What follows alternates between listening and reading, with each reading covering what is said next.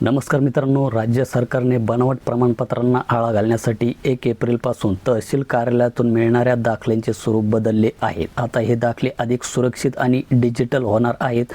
आता उत्पन्नाचा दाखला असो किंवा रहिवासी प्रमाणपत्र यासारख्या कागदपत्रावर अर्जदाराचा फोटो आणि QR कोड हा असणार आहे। पूर्वी स्वाक्षरी किंवा शिक्क्याचा वापर करून बनावट दाखले तयार केले जात असत। आता QR कोडमुळे एका सेकंदात हा दाखला खरा आहे की नाही हे डिजिटल पद्धतीने तपासता येणार आहे। Google किंवा कोणत्याही स्कॅनरच्या साहाय्याने QR कोड स्कॅन केल्यावर तो दाखला कोणाच्या नावावर आहे, तो अधिकृत आहे का याची सर्व माहिती लगेच उपलब्ध होईल। नोकरी आणि सरकारी योजनांसाठी लागणारी कागदपत्रे आता पूर्णपणे डिजिटल स्वरूपात व्हेरीफाईड राहतील। यामुळे सर्वसामान्यांची होणारी फसवणूक थांबेल आणि कामात पारदर्शकता येईल।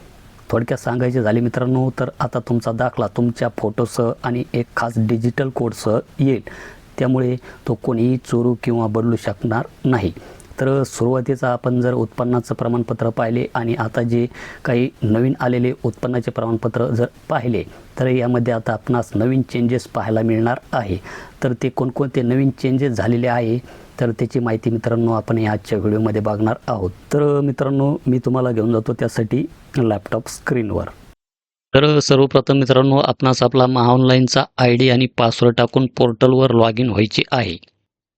लॉग इन झाल्याच्या नंतर येथे एक नोटीस बोर्ड आपण इथे पाहू शकतात आणि टायटलमध्ये अर्ज आणि प्रमाणपत्राच्या रचनेतील बदल, GPR, RTS आणि आपले सरकार सेवा केंद्र लॉग इनसाठी आणि पुढे डिटेल्समध्ये माहिती पाहू शकतात की सर्व आपले सरकार सेवा केंद्र लॉग इन वापरकर्ते, केंद्र चालक व डेस्क ऑफिसर यांना कळविण्यात येते की डिपार्टमेंट मार्फत दाखल्यांच्या अर्ज व प्रमाणपत्राच्या डिझाईनमध्ये GPR प्रमाणे बदल करण्यात आले आहेत। सदर बदल आपले सरकार सेवा केंद्र लॉग इनमध्ये लागू करण्यात आले असून त्याची माहिती ही पुढील प्रमाणे आहे। तर ॲप्लिकेशन लेवल चेंजेसमध्ये आता काय होणार आहे, आधार क्रमांक नमूद केल्यास आधारवरील माहिती जशी की नाव व पत्ता ही ऑटोमॅटिक फेच केली जाईल। त्यानंतर आवश्यक कागदपत्रांची यादी जसे की शॉर्ट सिम्प्लिफाईड करण्यात आलेली आहे। त्यानंतर अर्जातील अनावश्यक फील्डसुद्धा यामध्ये काय केलेले आहे, कमी करण्यात आलेले आहे। त्यानंतर खाली आपण इथे पाहू शकता की सर्टिफिकेट लेवल चेंजेस, तर यामध्ये काय बदल झालेले आहेत, तर नंबर 1चा बदल म्हणजेच प्रमाणपत्राचे नवीन डिझाईन लागू करण्यात आले आहे। तर प्रमाणपत्रावर रिझन म्हणजेच कारण दर्शविले जाणार नाही। त्याचप्रमाणे प्रमाणपत्रावर डॉक्युमेंट लिस्ट दिसणार नाही। प्रमाणपत्रावर प्रमाणपत्रधारकाचा फोटो दर्शवला जाईल। त्याचप्रमाणे प्रमाणपत्राची पडताळणी करण्यासाठी QR कोड उपलब्ध असेल आणि system generated signing authority stamp प्रमाणपत्रावर उपलब्ध असेल। तर हे जे काही महत्त्वाचे चेंजेस आहे, हे महत्त्वाचे चेंजेस सर्टिफिकेटवर आता आपणास पाहायला मिळणार आहे।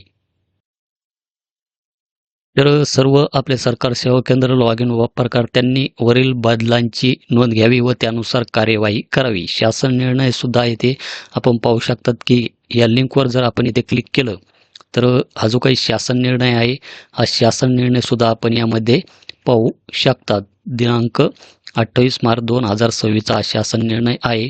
तर यामध्ये सुद्धा आपणास माहिती ही देण्यात आलेली आहे। तर मित्रांनो प्रमाणपत्रामध्ये अशा प्रकारचा बदल आपणास आता पाहायला मिळणार आहे। जसे की आपण हे जे काही प्रमाणपत्र आहे, हे उत्पन्नाचे प्रमाणपत्र आहे, हे जुने प्रमाणपत्र आहे आणि हे जे काही आहे हे आता नवीन प्रमाणपत्र आहे। तर यामध्ये आपण पाहू शकतात की याची काही डिझाईन आहे, ही डिझाईन आता चेंज झालेली आपणास पाहायला मिळणार आहे। त्याचप्रमाणे प्रमाणपत्रावर आपण जे काही रिझन कारण दर्शवित असतो, तर हे जे काही प्रमाणपत्र आहे आपणास कोणत्या कामासाठी लागते, जसे की इथे आपण पाहू शकतात की घरकुल या कामासाठी देण्यात येत आहे। तर तशा प्रकारचे कारण आपणास या प्रमाणपत्रावर पाहायला मिळणार नाही। त्याचप्रमाणे प्रमाणपत्रावर जी काही डॉक्युमेंट लिस्ट आहे ती सुद्धा आपणास आता पाहायला मिळणार नाही। तर जसे की आपण इथे पाहू शकतात की आपण जे काही पुरावे जोडत असतो जसे की स्वयं घोषणापत्र, आधार कार्ड, तर त्याची माहिती आपणास आता या प्रमाणपत्रावर पाहायला मिळणार नाही। त्याचप्रमाणे प्रमाणपत्राची पडताळणी करण्यासाठी QR कोडसुद्धा यामध्ये देण्यात आलेला आहे। तर इथे खाली आपण पाहू शकतात की हा QR कोड आहे आणि सुरुवातीचा जो काही बारकोड होता, QR कोड होता, तो अशा प्रकारचा होता आणि आता अशा प्रकारचा नवीन QR कोड आपणास यामध्ये पाहायला मिळणार आहे।